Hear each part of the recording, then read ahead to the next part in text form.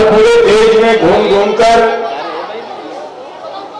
मैं भारत सरकार के जो उपक्रम है उनसे जो जनता को सहायता मिल सकती है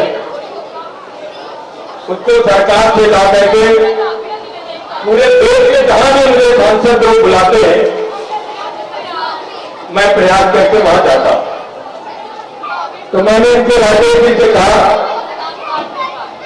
एक कार्यक्रम आप बदला हमारे भी जिले में हमारे भी संसदीय क्षेत्र में कर दीजिए। तीनों का एक चिट्ठी आप लिखिए। इन्होंने एक पत्र लिखा और उस पत्र के माध्यम से ये भारत सरकार से एनटीपीसी से सहयोग लेकर ये बेटी बचाओ बेटी पढ़ाओ का कार्यक्रम यहां ने किया।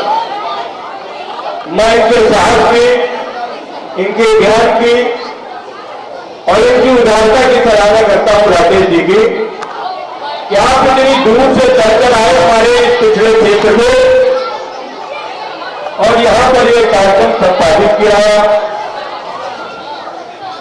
और इस कार्यक्रम की जिम्मेदारी राहुल ने जब इन्होंने मुझसे कहा बहुत जल्दी मुझे कोई विचारे की लड़कियों का हमको चाहिए। संयोग से उसी दिन इनका राजेश पप्पू का मेरे पास फोन आया था। मुझे याद आया कि अमौली में इनका विद्यालय है और विद्यालय में अगर ये संपन्न कराने तो अच्छा रहेगा। बच्चों के प्रोत्साहन के लिए सरकार द्वारा दिए गए तो साधन वो भी मिलेंगे और इसी कार्यक्रम के माध्यम से हमको इस क्षेत्र के तमाम अभिभावकों से भी मिलने का मौका मिलेगा। इन बच्चों के द्वारा प्रस्तुत कार्यक्रमों को भी देखने का मौका मिलेगा और कई में आज ये कार्यक्रम यहां संपन्न हो रहा है। मुझे बेहद खुशी है कि कार्यक्रम जिस सुचारू रूप से हमारे संचालक महोदय जो अमेठी से आए और बहुत सफल संचालन कर भी रहे उनके द्वारा बच्चों के कार्यक्रम बेटियों के कार्यक्रम देश के लिए समाज के लिए एक बहुत बड़े गौरव की बात है। हमारा देश दुनिया का सबसे बड़ी जनसंख्या वाला देश है और इस बड़ी जनसंख्या वाले देश में हम मातृशक्ति को मजबूत करने के लिए अपनी बेटियों को मजबूत करने के लिए जितना भी करें वो कम है क्योंकि यही मातृशक्ति हमारी जननी है। हमारा देश 78 साल की आजादी तक मना रहा और इस आजाद भारत में शिक्षा कितना जरूरी है। शिक्षा के माध्यम से ही व्यक्ति विकास करता है और शिक्षा के माध्यम से वो उसके ऊंचाइयों पर जाता है। ये कार्यक्रम सरकार द्वारा या समाज द्वारा या संस्थानों द्वारा इसीलिए किए जाते हैं कि प्रोत्साहन मिले और आगे बढ़ने का मौका मिले। इस कड़ी में इस कार्यक्रम का आयोजन हुआ। हमारे देश में जिस तरीके की बात हो रही है कि हम राजनीति में, सेना में, ब्यूरोक्रेसी में, जुडिशरी में, एजुकेशन में, हर वर्ग में हमारे लोग आगे जा रहे हैं और आगे जाने का हम सब प्रयास भी करते हैं। मैं तो अपने राजनीतिक जीवन में, सामाजिक जीवन में मैंने इतना सीखा है कि हमारी बेटियां ही हमारी मां बहन बनती हैं और वो इस धरती में जो अन्न पैदा होता है उस अन्न पैदा करने में अपने पिता, अपने भाई, अपने पति का पूरा सहयोग करते हुए इस देश को उन सारे लोगों को भी अन्न देने का काम करते हैं जो खेती से दूर है। मैं ये देखता हूं मित्रों जी, चाहे पशु पालन हो, चाहे कृषि हो, चाहे कुटीर उद्योग हो, इन सारे कामों में हमारी ये बेटियां ही सबसे ज्यादा आगे बढ़कर के काम करते हैं। जितने भी घरेलू उद्योग हैं हमारे देश के अंदर इन्हीं बेटियों के दम पर आज खड़े हैं। जितने प्रशंसकों हैं उन प्रशंसकों में भी इनका अभूतपूर्व योगदान है। इस योगदान को भुलाया नहीं जा सकता।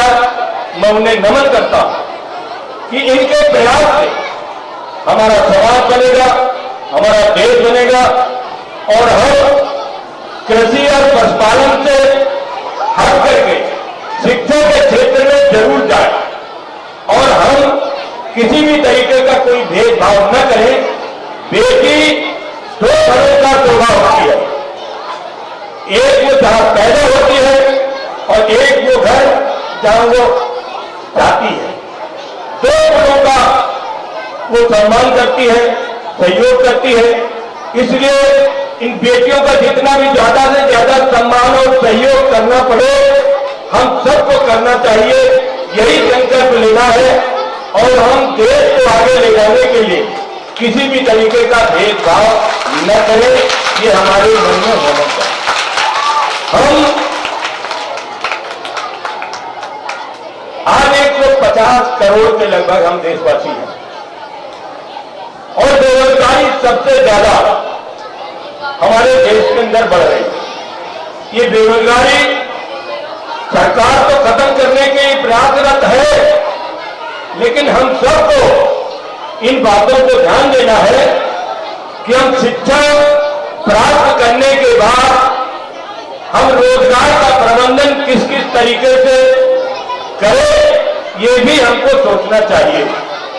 और ये हम सोचेंगे तो हमारा देश मजबूत होगा, हमारा समाज मजबूत होगा और समाज में किसी भी तरीके की गैर बराबरी नहीं होगी। इस बेटी बचाओ बेटी पढ़ाओ कार्यक्रम के तहत हम सबको संकल्प लेकर जाना है कि हम किसी तरीके का कोई भेदभाव नहीं रखेंगे और पूरी ताकत अपनी बेटियों को, अपना पूरा सम्मान उन बेटियों को देंगे, तभी हमारा देश मजबूत होगा। इन शब्दों के साथ इस कार्यक्रम में जितने लोग इस क्षेत्र के आए हैं उनका भी मैं धन्यवाद करता हूं कि आपने इस कार्यक्रम को प्रोत्साहित किया, मनोबल बढ़ाया। और मैं विशेष करके इस विद्यालय के प्रबंधक जी का, उनके पूरे जो शिक्षकों की टीम है, जो कर्मचारियों की टीम है या उनके सहयोगियों की टीम है, उसको भी धन्यवाद देता हूं प्रधानाचार्य जी बी वर्मा के माध्यम से कि बहुत प्रयास किया होगा तब इतनी जल्दी में इतना बढ़िया कार्यक्रम किया है। और जो भी भारत सरकार का उपक्रम एनटीपीसी है उसके माध्यम से इन बच्चों के प्रोत्साहन के लिए जो सामान आया है या पुरस्कार आया है उसके भी वितरण करने का काम करें। और मैं फिर कहूंगा अपने भाई राकेश जो बिहार के रहने वाले हैं, दिल्ली से आए हैं, आप प्रयास करिए, जहां भी हमारी जरूरत होगी हम एक नंबर पाने में आपका पूरा सहयोग करेंगे और अपने पूरे जिले में चाहते हैं कि आप पूरा का पूरा योगदान करें। इन शब्दों के साथ आप सबका बहुत बहुत धन्यवाद। भैया आशीष जी ये करो